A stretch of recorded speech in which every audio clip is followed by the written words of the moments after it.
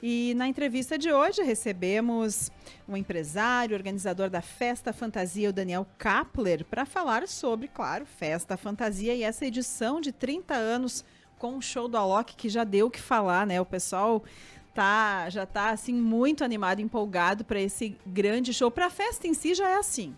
Agora, sim, Festa Fantasia com o show do Alok. Bom dia, Daniel, seja bem-vindo. Bom dia, Rita. Bom dia, Nicolas. Bom dia, Daniel. Bom dia. A repercussão realmente com a associação desse nome aí, a gente até foi pego de surpresa no sentido de que a gente não esperava uma repercussão tão grande. A Festa Fantasia tem uma repercussão natural e pelo fato de ela já, pela primeira vez, ter tido esse ato aí por conta da pandemia, a gente imaginava que iria ter uma repercussão, muita gente pedindo, a gente tem também nosso relacionamento nas redes sociais, a gente tinha essa percepção, mas quando a gente anunciou a Alok foi uma bomba, assim, que foi impressionante, assim, um tiro de canhão mesmo.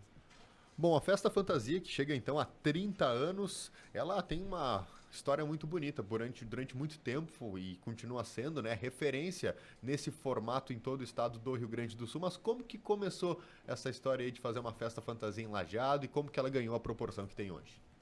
Então, sempre que eu vou ler eu gosto muito de ler biografia ou história de empresa, assim, eu sempre acabo associando de alguma forma que tudo começa pequeno, né? A gente pode usar o exemplo da Apple, começou lá numa garagem do Steve Jobs. Festa Fantasia, não, óbvio que guardado as proporções, logicamente, mas a gente começou numa turma de amigos, assim, a ideia, resumindo, assim, para contar uma história pitoresca, assim, como é que surgiu mesmo. A gente tinha uma turma de amigos, em torno de 40 pessoas, que final de semana a gente sempre se reunia. E eu tinha um espírito de liderança, assim, de organizar as jantas de final de semana, os encontros, a gente saía muito e sempre dava um desfalquezinho no caixa. Alguém que não ia, alguém que esquecia de pagar. Então a gente resolveu fazer uma Festa Fantasia, mas eu digo, não, dessa vez vão cobrar antecipadamente. E aquela ideia de cobrar o ingresso, eu lembro que eu estou na motomecânica, na época nós tínhamos um primeiro computador, recém tinha chegado na empresa, não sabia nem usar direito, e aí nós digitamos lá o modelo de ingresso dentro daquele computadorzinho, levei numa gráfica para picotar, e saímos vendendo, e a gente estava na rua procurando, então, esses amigos nos bares, na época tinha Estrela, sexta-feira sempre se encontravam lá, e a gente começou a distribuir, muita gente, também quero ir, quando viu, nós já estávamos com 200 pessoas, era para ser para 40. E aí eu aluguei, na época, os salões da CIL, meu pai era presidente da CIL na época, conseguimos alugar lá, acho que eles se arrependeram depois de ter alugado. E aí aconteceu a primeira. E foi muito legal, assim, porque as pessoas se divertiram de uma forma como não era comum, né? Pelo fato de ser essa proposta do lúdico, né? De ser uma festa tematizada, digamos assim, né? De gênero, ela realmente repercutiu muito. Aí no outro ano já a gente foi para Aquários, então, que era uma boate concorrente da Lupus na época, e daí lá já foi mais de 1.000 pessoas. Né? E nessa primeira edição foram quantas pessoas? 250. E a gente parou com 250 porque pelo espaço. Nós estávamos com um receio que não ia ter lugar para todo mundo, né? O salão tinha a sua capacidade também. Na época não tinha essa questão de controle de bombeiros, mas a gente já tinha uma noção. Assim. Depois foi para Aquários. Eu cheguei a pegar já no 7, no Parque do Imigrante, no Ginásio Nelson Branquer e no Tiricaça. Isso. Teve mais algum espaço nesse meio tempo? Foi da Aquários, foi para o 7 de setembro até 99, 2000 e 2001 no Parque dos JIC. E a partir de 2000... Nelson Branquer, Claudião. Nelson Branquer. Eu lembro que no Parque dos JIC, mas aí depois foi para o Parque do Imigrante até 2006 e 2007 Clube Tiricaça e 2018 voltamos para o Parque do Imigrante. Eu cheguei a festa itinerante. Do Claudião lá, né, do Nelson Branquer, eu não cheguei aí, mas daí eu fui no 7, depois no... aqui no parque, no Tiricasa, depois voltou para o parque, então tem algumas mas uma característica que eu lembro sempre assim, ó, é muita animação das pessoas, as pessoas ficam felizes em poder escolher a fantasia, essa preparação também, né, anterior aí à festa, de que eu vou, e buscar essa fantasia, e as concentrações, e a turma chegando, toda animada. Acho que essas são as marcas, né? A cidade muda, não é só no local da festa, né?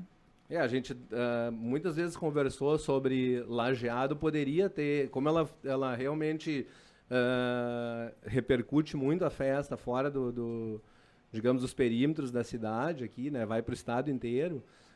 Lajeado poderia ser mais reconhecido e aproveitar mais, digamos, essa semana da Festa Fantasia e tematizar, até fazer ações em parceria com CDL, coisas assim, mas isso, infelizmente, nunca evoluiu, né? Mas a Festa Fantasia em si tem, sim, essa proposta de muita alegria, de entretenimento, e a gente também, digamos assim, faço uma alusão ao sucesso da Festa Fantasia, também porque a gente, na organização, sempre a gente esteve muito ligado com coisas inovadoras, que a gente enxerga, conhece fora e traz para cá. Vou dar um exemplo. Camarote, por exemplo, na época, botar lá 30 anos atrás, não existia aqui na região essa proposta de um local diferente. Tu ia para uma festa, era todo mundo no mesmo local. Aí lá em São Paulo, numa boate na Lime Light, que era uma boate bem tradicional, dentro de um shopping em São Paulo, a gente foi conhecer essa proposta de camarote. Então, depois que a Festa Fantasia trouxe aqui na região também, começou, claro que seria uma tendência natural, mas então a gente sempre na frente. Sempre que a gente pôde viajar, por exemplo, eu estava num Circo de Solé em Las Vegas. Aí vimos um cortejo que fazia a recepção lá das pessoas antes de começar o espetáculo. Vamos trazer isso para a Festa do Dia. Foi um sucesso também. Cortejo de músicos recepcionando o público como na hora da saída. Eu lembro que na época tinha muito estigma da segurança, por exemplo, que não se usava outro termo. O segurança na época não era de terno e gravata, eles estavam sempre de camiseta. E atrás estava escrito segurança. Aí a gente trouxe a ideia, que a gente viu fora também, de colocar orientador. Depois disso, todo mundo começou a usar, não mais segurança, orientador para os eventos, né? Então, isso também, assim, e fazer um agrado, um mimo para os participantes, no final, distribuir que fosse um bombom na saída, por exemplo, coisas que normalmente nas festas não aconteciam. Então, a gente sempre saía do comum, com coisas simples, mas que foram marcando o evento, assim, e o pessoal realmente associando. Mas é interessante, assim, que é muito tempo já que a festa tem. É difícil um evento permanecer. Ela é a mais antiga do Brasil, não existe outra festa fantasia de 30 anos que permanece ainda viva até hoje. E a mudança, assim, no público, em termos de conceito, porque a gente passou essas gerações, assim, sabe? É incrível isso, a mudança de gosto musical, de preferência, de como é que, né, se comportavam as turmas, né, os grupos no início e como hoje mudou a cada ano. Então é interessante para conseguir acompanhar isso, né? Precisa de muito suporte de profissionais hoje para a gente conseguir atender os anseios do público. E para manter a festa atualizada, né, com aquilo que mais se tem buscado. E hoje o DJ Alok, por exemplo, é o principal DJ do Brasil, um dos maiores do mundo. Eu acho que foi uma baita pedida porque é um gênero que cresce muito já junto com o sertanejo, é um dos mais consumidos no Brasil, eu acredito, também da música pop. Mas ao longo desses 30 anos, eu tenho que te perguntar se tem alguma história de bastidor, alguma coisa curiosa que dá para contar, aquilo que as pessoas acabam não ficando sabendo, mas que são aqueles percalços que fazem parte na organização de um evento. Ou alguma festa que mais marcou, enfim. História que não falta, né, Nicolas? É incrível, assim, por exemplo, o que está acontecendo muito agora, talvez pelo fato dos 30 anos ser uma data de edição redonda, assim, uma edição especial.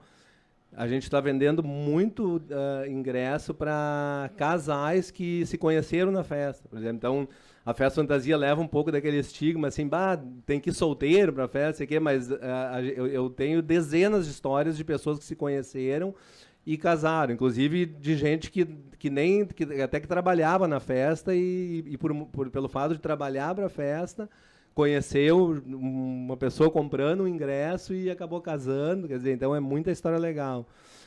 Tem muita história pitoresca, mas eu vou contar uma rapidinho, assim, que eu lembro, que é lá do início, que eu acho que as pessoas têm curiosidade de saber como é que era no início. Até o Juliano, que era meu sócio, o Juliano Orlandini, ele até tá vindo, ele tá morando na Alemanha e tá vindo pro Brasil passar o ano novo aí com a gente e tal. Então, na época, na primeira festa ele não estava participando, na segunda eu convidei ele, então, para entrar de sócio na festa, né? Porque daí a gente já tinha essa visão de expandir por conta do sucesso da primeira. E nós fechamos, então, uma parceria com Aquários. Na época, os proprietários eram os Talines, um pessoal tradicional aqui da cidade que tinha boate. E eles eram muito concorrentes da Lupus. A Lupus enchia sempre e Aquários não estava num bom momento. Aí, eu lembro que na quinta-feira, na véspera da festa, eu e o Juliano fomos lá na Aquários para olhar o lugar e a casa tinha 2 ambientes. E eu falei, Bruno, cara, nós temos que dar um jeito de fechar aqui a entrada, fazer um túnel, alguma coisa, porque vai ficar ruim a festa vazia. Tem capacidade para 800 pessoas e nós vamos botar umas 400, a gente imaginava 500 no máximo. Isso na quinta, a festa era no sábado. Só que aquilo ali era tanta correria e organiza tudo, nós nem lembramos mais desse túnel depois, né? Ficou por isso aí mesmo.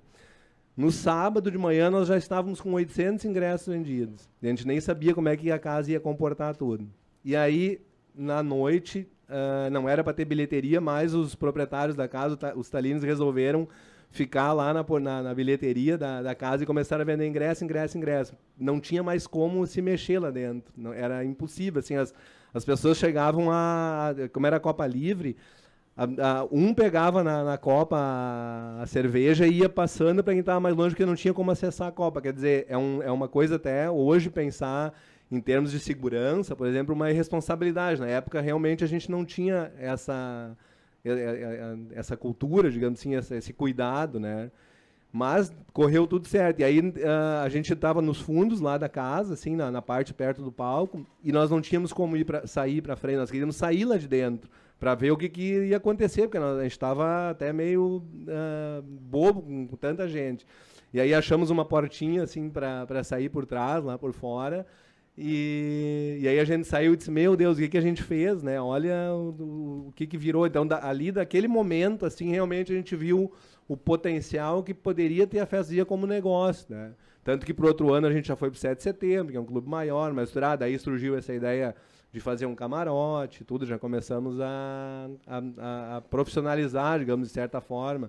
E a gente sempre buscava, assim, nos ingressos, alguma coisa diferente, para o pessoal realmente entender que a festa não era uma festa comum, uma festa desassociada das festas tradicionais, assim, do dia a dia. Essa questão do open bar sempre foi, então, lá desde o começo, desde a primeira lá? Não, ela foi até a terceira foi open bar. Na quarta festa ela deixou de ser open bar e passou a ser open bar somente no camarote. E o camarote começou a evoluir muito a procura. Então, assim, chegou períodos nos anos 2000, por aí, que as pessoas chegavam a ficar, Rita, na fila na quinta-feira para comprar ingresso. Para comprar ingresso na quinta-feira, na data de lançamento, nada a ver com o evento. Por exemplo, numa festa do 7 de setembro de 99, 45 dias antes do evento não tinha mais ingresso para ninguém. Então, isso foi criando uma marca, assim, de, tem que correr logo para comprar. E as pessoas faziam acampamento nos lançamentos, realmente assim, faziam filas grandes, e foi no Clube Chiricás também, mas eu lembro numa que a gente lançou a venda foi na garagem, no estacionamento do shopping, lá já. E quinta-feira já tinha gente acampada com cadeira, tudo para comprar o ingresso que ia ser lançado no sábado, a venda, para conseguir garantir o primeiro ingresso. Muito legal. E para 2022, Daniel Kapler, organizador da Festa Fantasia, o que está projetado? A começar pela data, normalmente vinha sendo em setembro. Foi por causa da pandemia, foi especialmente por causa do início, também foi lá em abril, há 30 anos. E o que vocês estão projetando? Quantas pessoas, a distribuição, o que vai ter para quem for até a Festa Fantasia?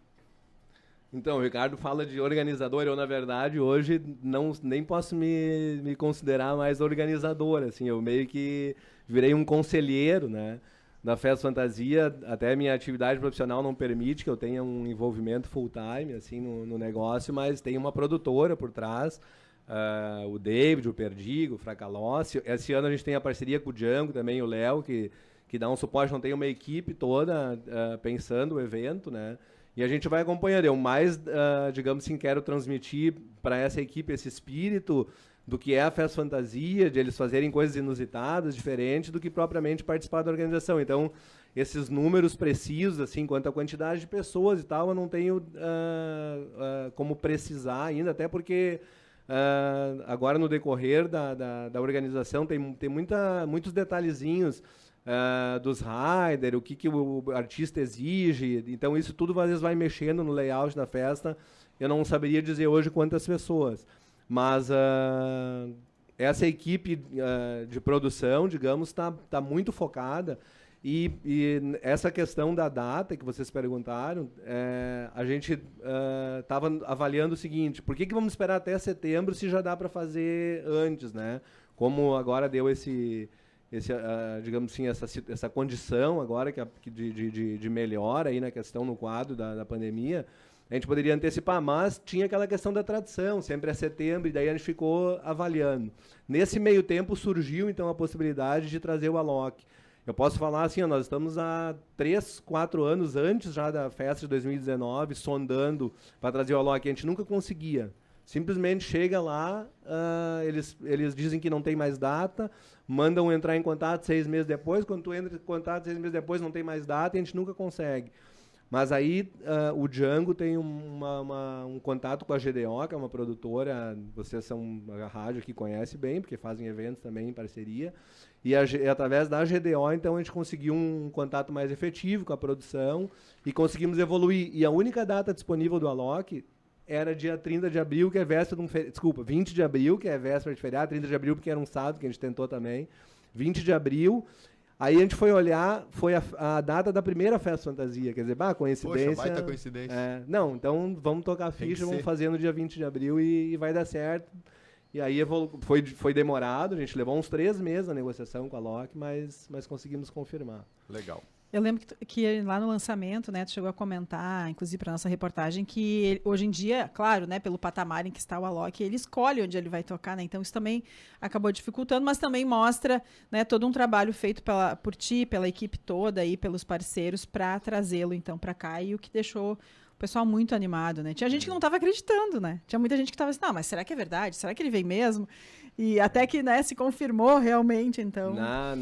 Na produtora deles lá, agora que a gente tem um pouco mais de contato e conversa, eles chegam a receber entre 400 a 500 propostas para a agenda dele por mês. Então, tu imagina assim que ele faça 20, 25 shows, né? É menos de 10% que ele consegue atender. Então, realmente, é muito difícil. Eles têm essa condição de poder escolher, né? Mas eu acho que a nossa tentativa de insistir foi muito válida. E eu vou dizer assim, muitas vezes a gente contrata um artista.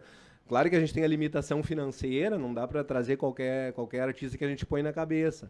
Isso é muito difícil. Tem uma condição também do local, por exemplo, porque quando tu traz um artista de nome, tu precisa de espaço e vários ambientes não permitem que todo mundo fique naquela área. Então a gente tem essa limitação também.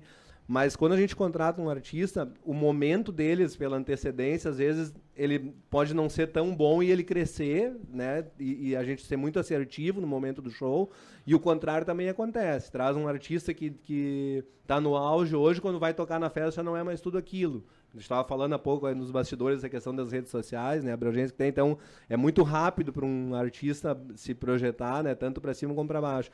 No caso do Alok, é uma percepção que a gente tem, e eu acho que está associado a esse sucesso que a festa está fazendo, e essa repercussão toda.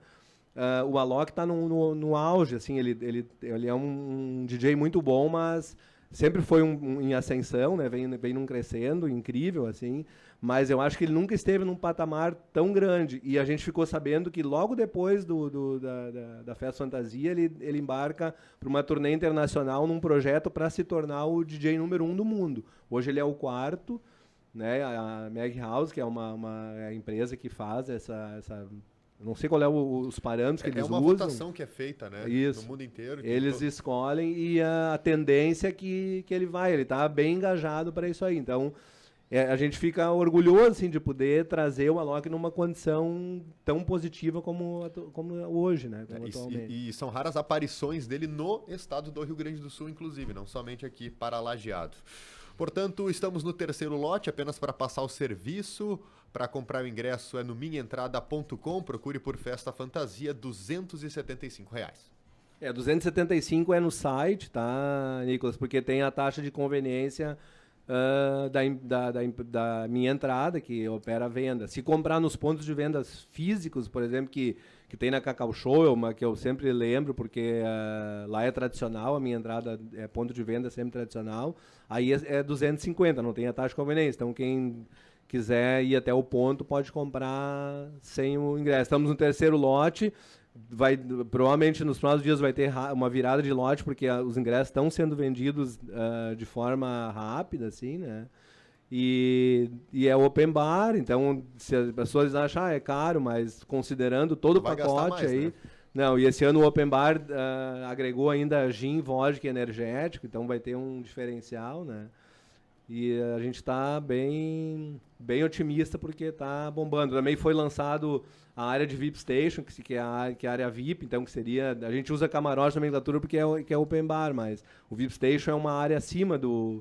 E a gente fez uma área de venda individual também, o que chama-se Reino das Fadas, que vai ser um camarote bem frontal, digamos assim, o VIP Station, onde vai ter acesso ao palco direto mesmo, e mais outros para grupos. Então, esse é direto com a organização, né, a comercialização, e esse está indo para as últimas unidades mesmo. Assim, vendeu em 2 dias, foi uma loucura a procura.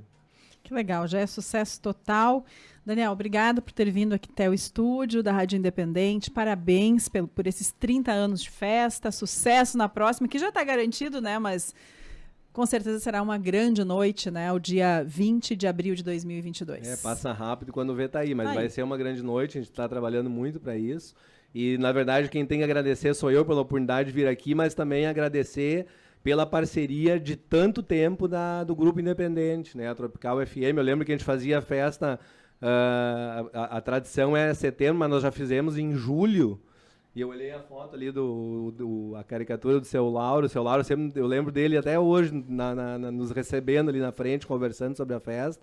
Era uma pessoa incrível. E a gente sempre teve o acolhimento da rádio por parte do João Pedro também, e agora por parte do Bruneto.